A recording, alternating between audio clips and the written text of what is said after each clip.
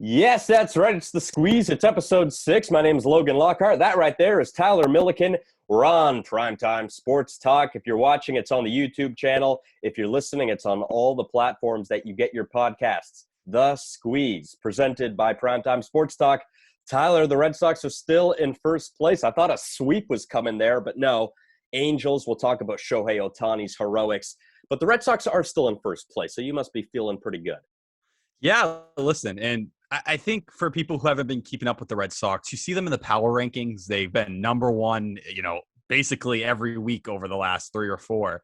I think people who watch the team on a daily basis, you realize, there's certain holes, there's certain things. This isn't a team who I think is going to be in World Series contention still, even though, power rankings may try to tell you differently. But things are going well. They're a really good team. They're not going anywhere this year. And hey, listen, to be this far into the season and still be in first, I think you're starting to get to that point where you can kind of justify it's not a fluke for those who aren't believers. Big series in Dunedin coming up because one of three things is going to happen. Number one, the Red Sox can actually solidify first place and feel comfortable about it. Number two, the AL East will just get even more jam-packed than it already is. And number three, the Blue Jays can find themselves at the top of the division. So it's interesting because we assume the Yankees are going to start really turning it up here soon.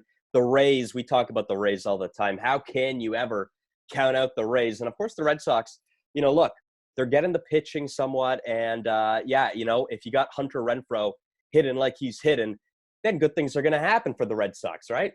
Yeah, listen, Hunter Renfroe, I feel like so many people had quit on him. And, maybe it's the typical Boston media, right? Boston media, a player doesn't do anything for a month and they're already down on him. But Hunter Renfroe's owned the month of May. He's had a couple big homers. Defensively, everyone saw that ridiculous throw he had against the Athletics. That just, oh my God, backing up Alex Verdugo off the center field wall and just completely letting it go. And one of the most impressive throws I've honestly ever seen at Fenway. And that's coming from a guy who has got to watch Mookie Betts, over the years and see all that. And, Shane Victorino before that, who was a pretty great defender in his own right. But everything, still for the Red Sox. Well, listen, you see what happened, blown save. They don't get the sweep. You're going to have those moments through any season. People forget the 2018 Red Sox got no hit. Weird things happen. It's baseball. But overall, that team is still riding good. And it feels like the parts of the team that were struggling are starting to turn a corner. So, it looks like it's all up from here. Okay, so Mookie Betts, Shane Victorino. Let's go further back and talk about someone who maybe didn't make good throws, but made interesting throws, Manny Ramirez. How about that? I'll throw that name for you. Oh, listen, Manny Ramirez is my childhood favorite player. Everything everyone has that player for those who collected baseball cards, right? That you go and collect every single version of that card. That was me. And I remember in 2008 when he got dealt, I was 10 years old. And I was just sitting there crying on my kitchen floor. I was like, oh, no, Manny Ramirez. When you identify with the player as a kid, he was fun. You know what I mean? So many big moments. Everyone remembers, whether it was, World Series MVP in 2004 or, the walk-off home run in 2007 against the Angels and K-Rod. There were so many magical moments. But, Jason Bay came along, and Jason Bay was a pretty great player for the Red Sox. And they can't say that in Metsville about Jason Bay. No, they don't like him. They don't like the contract that was given out. He didn't pan out really for the Mets. But, it's interesting because you mentioned the blown save, and it's on the hands of Shohei Ohtani. That was not only just a great moment for Shohei Ohtani, that was a huge, huge home run for the Angels. Forget about Ohtani for a second individually.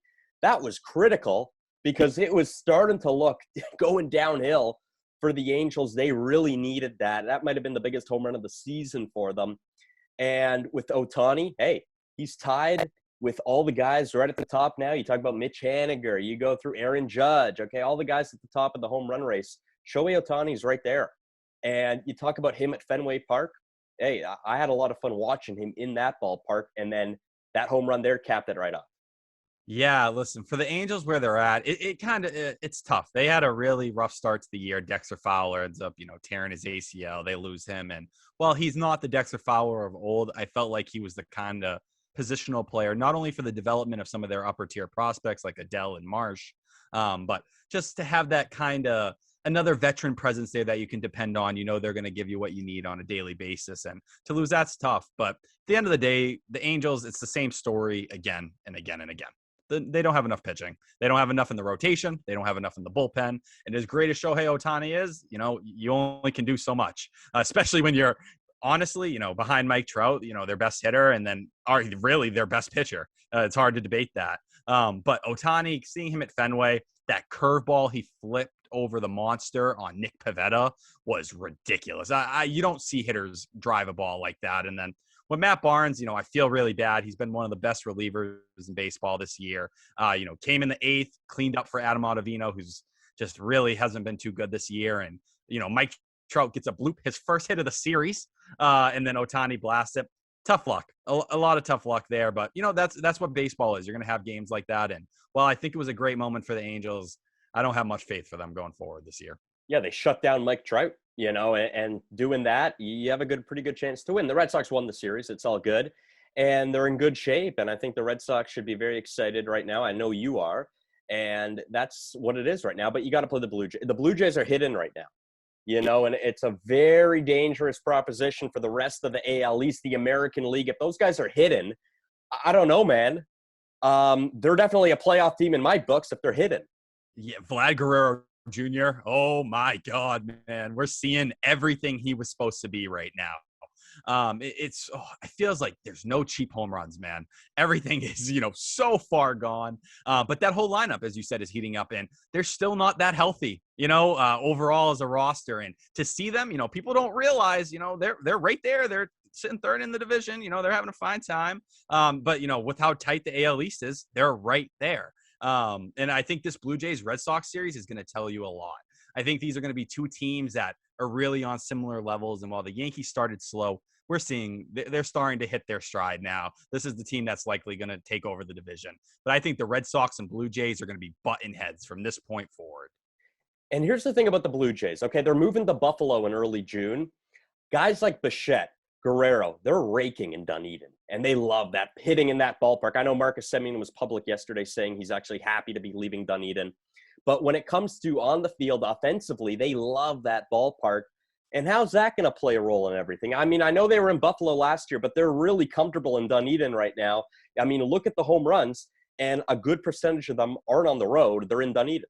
Yeah, first off, let me put some respect on the Blue Jays name. They actually did move into second place with the Yankees losing to the Orioles yesterday. It's one, you know, it's half a game, but it's 1.5 back of the Red Sox. But, you know, while you're going to miss that Dunedin, the air and the ball just kind of getting in that jet stream like you see in spring training time and time again, this Blue Jays lineup, they could hit anywhere. You know, this is a lethal lineup across the board. And while it may be a little bit of an adjustment period, they enjoyed hitting in Buffalo last year. You know what I mean? It wasn't like they weren't slugging there. So I expect it to kind of pick up, you know, pretty similar to where they were. And, you know, a lot of them enjoyed playing in Buffalo. So I don't see why it should shake things up too much. There you go. The Blue Jays, yeah, great lineup, and they're going to hit anywhere. They were comfortable in Buffalo. They played great last year there. So no concerns there. John Means, Wade Miley, they add to the group, the no-hitter group of 2021. And again, with John Means, this could have been a perfect game. I don't know how many times we've said this now, but it was a drop third strike, and everyone now is looking through the rule book after that happened and going, okay, can it still qualify as a perfect game? No, there was a base runner. So it doesn't qualify as a perfect game. That's unfortunate. Okay, we talked about hitting a batter and losing a perfect game based on that. That might be even tougher on a strikeout. Yeah, it's like, what more can you do, right? And, you know, Sam Haggerty was the one who did reach. And, I give him credit. You know, you run it out. It's baseball. You're playing a game to win. And it was earlier in the game, too, so it wasn't like something where everyone had kind of felt that perfect game or no-hitter kind of pressure. But it was a ridiculous performance from John Means across the board. You know, it was 113 pitches. He threw 79 strikes. Like, are you kidding me? This is as pinpoint control as you're going to see. It was a 96.3% first strike rate.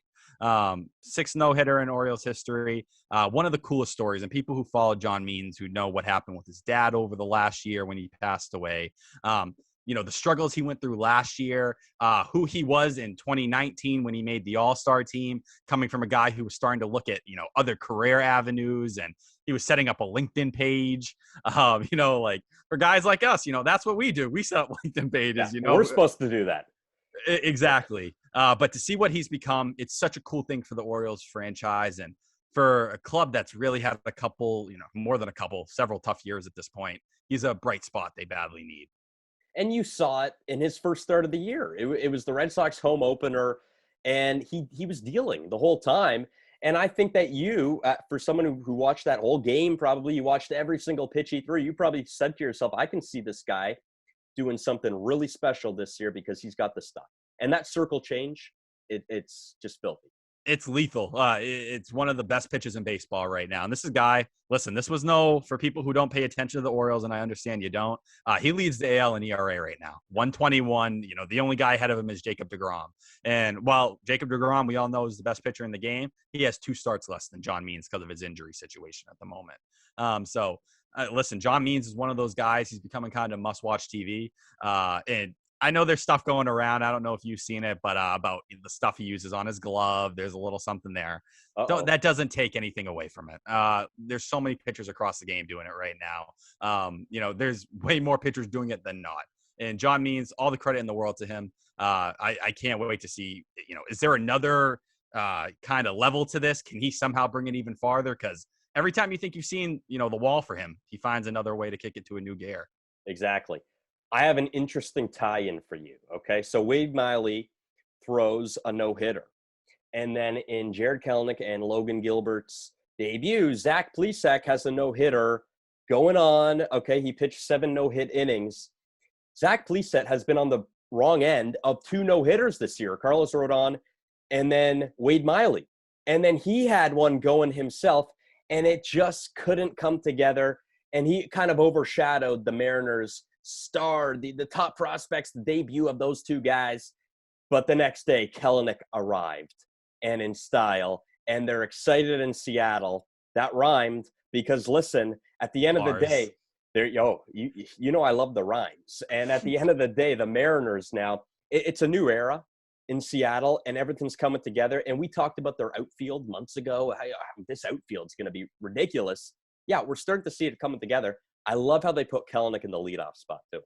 Me too. And it's been such a weird buildup to this with the service, manipulation and the stuff from their president leaking out, or former president now, during spring training and everything. And he's just had this this chip on his shoulder, and it's a good one. A guy who's just not afraid to address elephants in the room. A guy who, makeup wise, you hear about it. He competes. He works as hard as anybody you're going to find.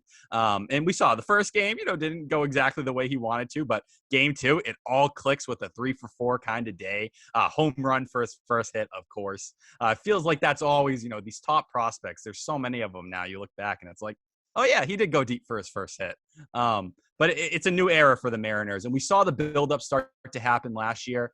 But right now, this is the guy who's your franchise cornerstone. And there's so much more still to come for them that people don't kind of look at, with Logan Gilbert also coming up at the same time. And while he didn't have the best start, this is a guy who's looking like, a top of the rotation arm for years to come. It's just so much is going for the Mariners in terms of the future. And I think they're going to be a competitive and fun team this year. I'd put them ahead. I think they'll be better than the Angels by the end of the year.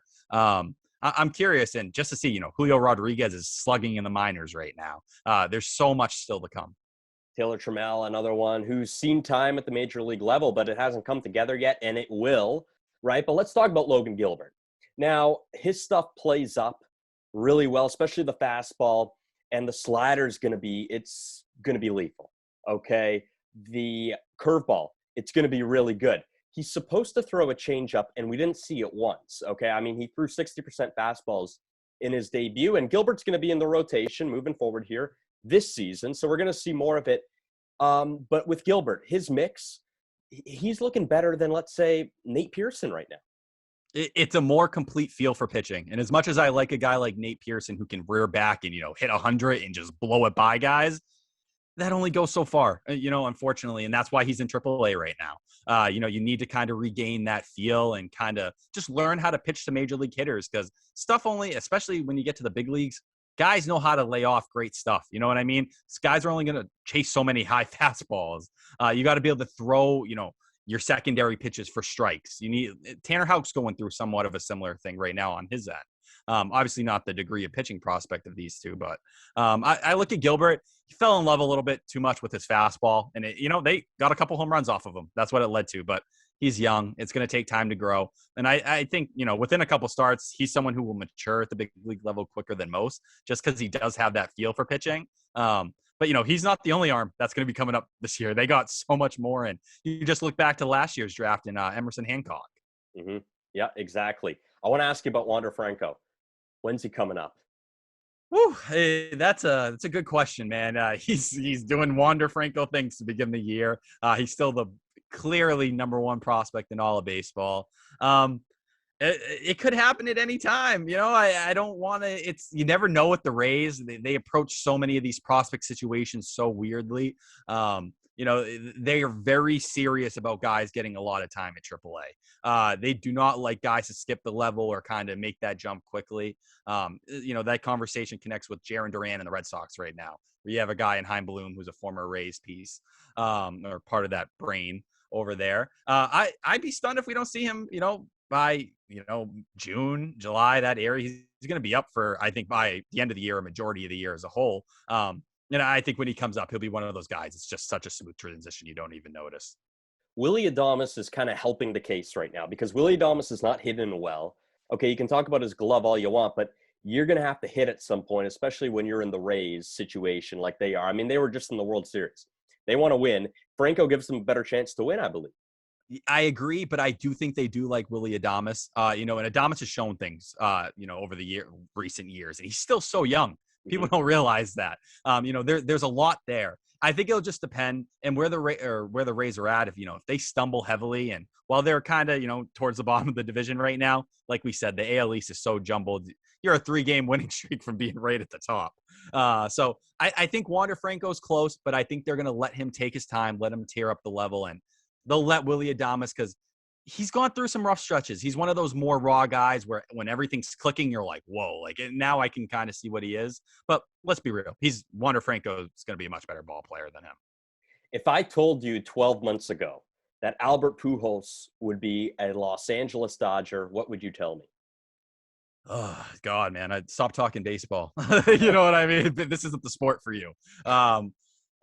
This whole situation with the Dodgers and Albert Pujols, I'm really conflicted on it. It's uncomfortable. It's weird. Not from the Dodgers end, but how things ended with the Angels. And I don't know, even it worries me when a player of his caliber can't read the room a little bit. He came out with a quote, I want to say less than an hour ago. He's not planning for this to be his last year. Albert, I'm sorry, man. This is the end of the road. Maybe a team gives you some kind of contract, but for a guy who can barely run the bases at this point, who is hitting below 200 to begin the year, I got as much respect for him as anybody. But unfortunately, Father Time's undefeated, unless you're Tom Brady. Unless you're Tom Brady, I was surprised that the Cardinals weren't in the mix here just to bring him back. But then I thought about it, and I'm like, hold on for a second. The Cardinals have a great mix right now. Why would they need to bring in Albert Pujols and start this whole thing with the attention now? He's returning to the Cardinals. I'm going, the Cardinals are fine. They don't need that right now. Look at how they're playing. I know they just got swept, but look at them. They're a good team. Yeah. They're the favorites in the Central right now. Why would they need to bring that element into their team? And the Dodgers, I mean, look, it's Pujols. They bring in Susugo as well. So they're loading up the depth. Okay, they've dealt with injuries. Bellinger's still not there. I'm concerned about Bellinger because I'm not hearing anything now. I know he's been taking some swings, but this is kind of going a lot longer than I initially anticipated. Yeah, there's a lot of things with the Dodgers team. And, you look at Corey Seager now, who has a broken hand, and he's going to miss looks like a good amount of time. David Price is about to come back, but they've had so many injuries across the board. We know Dustin May out for the year. Tony Gonsolin's working himself back from his own injury. They're just beat up. AJ Pollock just went on the DL or the IL, excuse me. There's so many rough things, and they've had some really rough stretches this year. Mookie Betts hasn't played like Mookie Betts this year, which is another thing. And I'm looking at Albert Pujols. It makes a little bit more sense now with Corey Seager out for, it looks 4 to 6 weeks or whatever it will be. Because if you think about it, they have Gavin Lux, who will play shortstop most of the time. But against lefties, he's struggled really badly. They probably have Chris Taylor at short there, Max Muncy at second, and then you can put Pujols against those lefties. But by the time they heal up, they're not going to be hurt like this all year. And I can't see them just, kicking him to the curb, especially when you look at the Dodgers' history, whether it was keeping a Chase Utley around, a David Freese, these guys who really had important clubhouse spots. And people don't realize it, but while the Dodgers core is still the same, a lot of the back end of that roster has had a lot of turnover with them losing a guy like Kike Hernandez, who was huge in that clubhouse. I think Pujols has value there. I don't know what you're going to get out of him as a player. And past this year, I don't know how anyone can see him still playing. Do you buy into the whole theory that when it's postseason time, big at bat, late in a game, you need a big hit, you need some heroics? When Pujols steps into that batter's box, do you buy into the theory that there's fear in the pitching just because of who it is? I'm hearing that all the time. I heard it on the ESPN broadcast when they're talking about Pujols in October. Are you buying into that?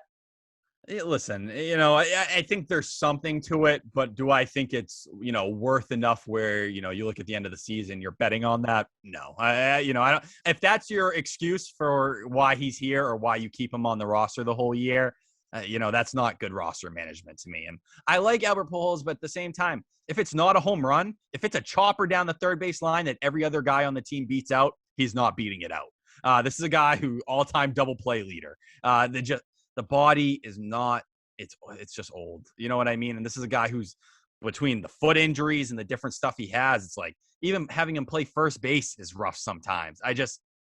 It's sad. It's a really sad way to see things play out. And, the way the Angels handle things, I get it from a business standpoint and I respect it. They have the right to move off of him. But it shows what these long contracts, how ugly it can end for one of the greatest players of all time. Yeah, you want the legacy to kind of stay intact. And if Albert believes that this isn't his final year, then maybe we can see the reunion with the Cardinals, and then he can retire in St. Louis, how it probably should be. Yeah, I love the idea of that. And even like you said with the Cardinals, we all kind of pieced it together. It didn't make sense, but it was like, did they just do it to do it, make the gesture? Some teams have done it before. It would have been cool to see, but like you said, besides the sweep the Cardinals have gone through, it's been a pretty good year for them overall. Nolan Arenado's balling out for them right now. And, their lineup as a whole, it's not the best lineup in baseball, but by no means are they struggling. And they're pitching, Jack Flaherty's balling out this year. Like you said, they're looking like the favorites in the NL Central. And you look at the other side of it, Albert Pujols to the White Sox, where people had hoped he'd reunite with Tony La Russa. It's the same thing. There's just no room, and he doesn't have value besides what he can do with the plate. And it's just there's a guy like that in today's game is exactly what the game has moved against. Right. And seeing him in Dodger blue will be interesting for the first couple times. But once we get into June and July, it's like, all right, what are we doing here? He could be depth. I don't know. And you know what? I'm hearing through what Jeff Passan said on Sunday Night Baseball yesterday was that he just accepted the part-time role idea finally. He didn't do it with the Angels, but now all of a sudden he's open to the part-time role idea. And that's the problem with me. Like, that's where I kind of look at it and I'm like, dude, like, I get it. Like, turning it down, but how could you think there was another team in baseball that was going to say, oh, Albert Pujols, you're our starting first baseman? Dude, like, come on. Like, as much as I have respect for him, like, that's a scary situation where this guy is not grasping reality around him. And some guys in baseball, it never clicks. You know what I mean? When it's done. And I hope this experience, maybe this is the start of it, him accepting himself as a role player, and he can kind of wind down as this year goes. But I don't want to see him try to hang on, because at the end of the day, while the legacy and the numbers will never, fall away or, be diminished, it sucks to see. It sucks to see the guys you watch growing up become the players, you wish they never become. Right. And you remember 2004 World Series probably very well. And Pujols was in that, his first World Series appearance. And speaking of the Dodgers, we're still waiting on a Gavin Lux breakout here. It just hasn't happened. He hasn't played well. Okay, let's call it for what it is. He had a big home run a couple days ago, but overall the numbers, and he's done okay in May, but we're talking little spurts from the last couple seasons now. It's just, for a guy who was so highly rated in prospect rankings and, looked at, and some people, want to forget this conversation. There was real talk of Corey Seager being dealt and Gavin Lux taking over for him before Corey Seager had his, kind of breakout again. I still like Gavin Lux. I still think he's a really talented player, and there's a lot there. But now he's gonna get a little more run, a little bit more consistent playing time. Let's see what he can do with it. But at the end of the day, if he can't hit left-handed pitching, there's a real problem there. Well, that's what he needed. He needed consistent playing time because with the Dodgers, it was all about, okay, the versatility. I mean, okay, when Kike was there, it was one thing, but then you insert the idea of Edwin Rios being in the lineup. And where's Chris Taylor going to play? I mean, he can play at second base. It was just difficult. I find it difficult for a young player to really get into that mood of you're playing every day, you're playing at second base, and here's where you're batting. Go. And he needs that. And I think this is going to be an important stretch for him. Yeah, any top prospect like that, to kind of jerk him around like that, it's not, listen, it's worked in certain points, and I give the Dodgers credit. When they bring in these guys who aren't star prospects and you can kind of let them develop like that, it clicks. But for a guy like Gavin Lux, this dude's played every single day, all the way, from top to bottom, seen as, a top of the line prospect talent. You can't really break him in like that. It just doesn't work. And when you're the Dodgers and you have all this talent, these are the kind of pains you have. And it's like, oh, I wish my biggest problem was Gavin Lux doesn't have enough playing time. But there's a reason they didn't deal him. They had plenty of opportunities to do so, and they held on. And it's because they see the kind of player he can be, whether it's from a power standpoint, the speed, the hit tool itself. There's a lot to like there. It's just this is the opportunity for it to click. And if it doesn't click right now, then some serious question marks are going to start to rise. Let's stay in California with the Oakland A's. Talks about threats. They need a new stadium or else exploring a relocation. That's not out of the realm of possibility. We can see this coming from miles away when you have stadium issues. It would break my heart for the city of Oakland if this actually does go through and the A's aren't there anymore. It really would. But, this is obviously going to be a hot topic in baseball, right? And you hear city council in Oakland, they're saying, no, this is not really what's happening. This is just a narrative that's been brought up. This stadium, we're committed to it, this new one.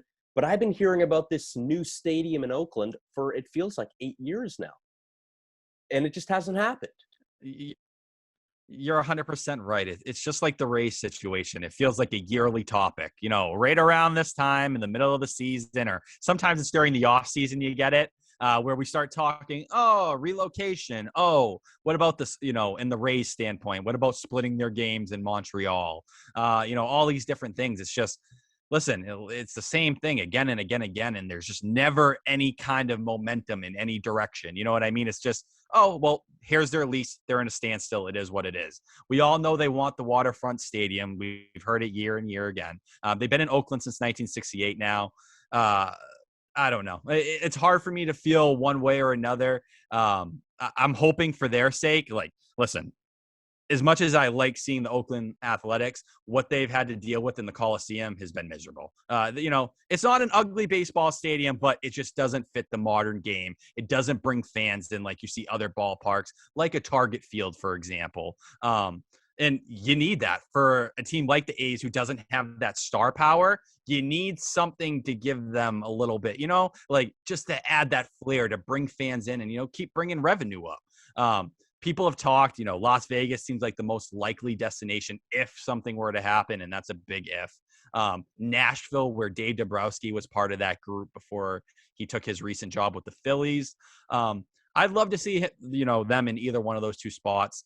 Ultimately, if they could figure things out in Oakland, that'd be great too. I don't see how things work themselves out there at this point. You can only hit the same wall so many times before, you have to force your hand and go in another direction. Well, I think we'll do an episode on this. Cities that we want to see either expansion or relocation. I think that would be interesting because Nashville is really intriguing to me. I know that's Braves country. I've heard they love their Braves there. Charlotte's another one. I'd like to see Charlotte get in the mix. Vegas, of course. Vegas got the Raiders. They got the Golden Knights, right? The Golden Knights were the first one, the hockey team, and that's been just a smash success. And they're always going to be in the mix. And an NBA team as well for Vegas, always in the mix. But, there's a lot of cities. There's a lot of cities that can get involved with baseball. Yeah, it's just tough. You look at Oakland and you see the teams that in those areas that have moved and had success, whether it's a Golden State Warriors, whoever you want to kind of look there. And you just see all the things the Warriors get, right? Like, between the facilities and all this different stuff, it's top of the line. And then you look at the Athletics and we're still throwing our bullpens in foul territory. Mhm. You know what I mean? Like, it's rough. It's old. You know what I mean? It's hard to look at that and be like, oh, this is a modern kind of baseball facility. Yeah, and there's one thing to be outdated, but it's another one to be retro. There could be a retro feel stadium, which would bring people in. People like that. But there's a difference between that and outdated, right? And I mean, they're completely different things. Don't get it twisted. No, exactly. And like that's just something people have to realize. You look at Fenway and you get that retro feeling. You know what Right. I mean? It still feels like a traditional ballpark. Wrigley fits in that too. And they've made, even still a retro ballpark like that, they've made important additions to give it also a new flair to keep it modern in some degree.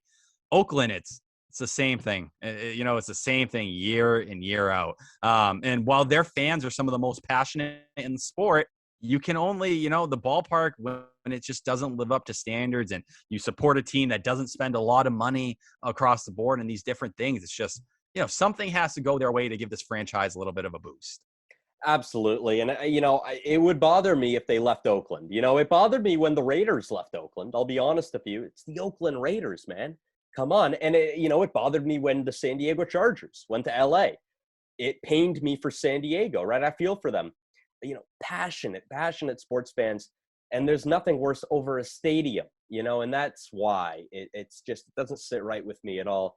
And I hope that this doesn't happen. And like you say, it's a big if. I picture when I look in my head, a waterfront, kind of ballpark in Oakland, and you look at it and you're like, that's a great idea. You know what I mean? You think even to the Giants and, everything they have going on right on the water and how beautiful it is.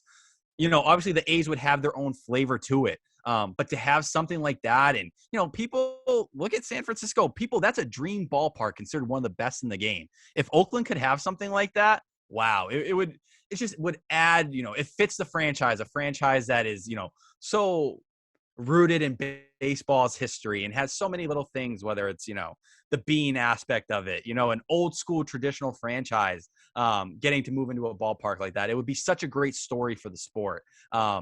But, the way it is, and it seems like Major League Baseball wants it too. But at the end of the day, things go go a lot farther than Major League Baseball, unfortunately, when you're dealing with these leases and, working in, the location within itself. And I can't blame, Oakland for sitting there and being at a point where it's like, how many times are you going to tell us the same thing and to wait? You can only do it so many times. It's frustrating. It really is. And that's just how it's been, right? You do it over and over again. And you know what? Even a ballpark like Camden Yards, I mean, that was built in the 90s and played its first game in the 90s, but it's got that feel to it where it's like, well, I don't see this becoming outdated anytime. And even Globe Life Park, not Field, right before they moved into this new stadium, the Rangers, it was the same kind of feel as Camden Yards. No, I agree. And, and there was even certain things like you look at the right field bleachers and that whole little section they had, the two levels, like stuff like that. It's cool because you got that traditional feel. I look at Oakland and it's like, all right, you look at that. You look at Camden and you have the right field wall and the left field, the short, small left field wall. You know what I mean? Fenway and the Green Monster, Wrigley and the Ivy, Oakland and the what? What do you have, right? There's nothing. Go ahead. Oakland in foul territory. And that's your thing. And like you look at foul territory, some people can't stand it. You know what I mean? And pitchers like it, but I'm telling you, every hitter in the league, they hit a pop up, a little down the right field line, and they're pissed. And you look at it from a bullpen standpoint, and those guys who have to go out there and you're watching baseballs going left and right around you. You need something that makes you special in that way. That in a positive light, right? Like foul ground is great, but it's foul ground. People go to Fenway to see the monster. You know what I mean? Something that makes you a special destination for, not only teams, but fans as well. Exactly. And people travel all over the country. They go to Boston and they say, I want to go to a ball game at Fenway Park, just like they do for Wrigley Field. And I'm sure there'd be people around the country who say, okay, well, I want to do a Met game and a Yankee game, and I want to go see, and those are new stadiums, Citi Field, new Yankee Stadium, right? So it's these stadiums, and we'll do a video on stadiums as well in a podcast. So we'll do expansion teams, and then we'll do stadiums in Major League Baseball. That sounds good to me. Now, the Yankees, do you think they're the next team to kind of have a major run here? Stanton just went on the IL, but still, there's something about this team. Garrett Cole's lights out. Yeah, listen, Giancarlo Stanton, when he was on that hot streak over the last couple of weeks, you saw it coming. I hate to Right. say that. It's the same, dude. It's legitimately the same story over and over again. Aaron Judge has been smacking the ball. Garrett Cole, like you said, goes and breaks Corbin Burns' record right after Corbin Burns sets it for consecutive strikeouts without a walk, which, geez, that's tough luck, man. Someone like Garrett Cole goes through, but things are clicking for the Yankees. It was a really rough start to the year. They have Aroldis Chapman, who's been arguably the best reliever in baseball this year. You see them, and they're still not even fully healthy, even Stan going on the IL now, and they're climbing up. It took a week, and they were right back near the top of the division again. Torres on the COVID list, and when he was healthy, he wasn't hitting. They need him to get back. Clint Frazier, not really hitting right now. He hit a home run yesterday, which was a big one. They need him to be good, right? Because I was getting worried about Clint Frazier for a second there. Seriously, I mean, I was unsure about his spot with the team there. It's tough. I felt really bad for Clint Frazier because to have, the up and down over and over again, and for things to finally click last year, and then this year things just, he hasn't really put up the numbers he did last year, and defensively he hasn't looked as good as he did either, which was a big step forward for him in his game. But where the Yankees are at right now, I think you're starting to see it all kind of come together for them. Do they need to stay healthy? Yeah, that's going to be their biggest challenge year in and year out. And I wouldn't be surprised if you see, they're going to have dips here and there because when Stanton goes out, when Aaron Judge, he'll have an IL stint at some point. We all know how it works. But their pitching, for the most part, has been pretty good. Tyon has kind of taken some steps forward as the year has gone along. And while it hasn't always been a consistent, you're seeing the flashes of why they dealt for him in the first place. I think the Yankees are in the right direction. Have they hit full speed and where they need to be at? No, not yet. But are they trending in the disaster kind of look that people were pinning on them a couple weeks ago? No. No, and Aaron Boone is safe. I would say that.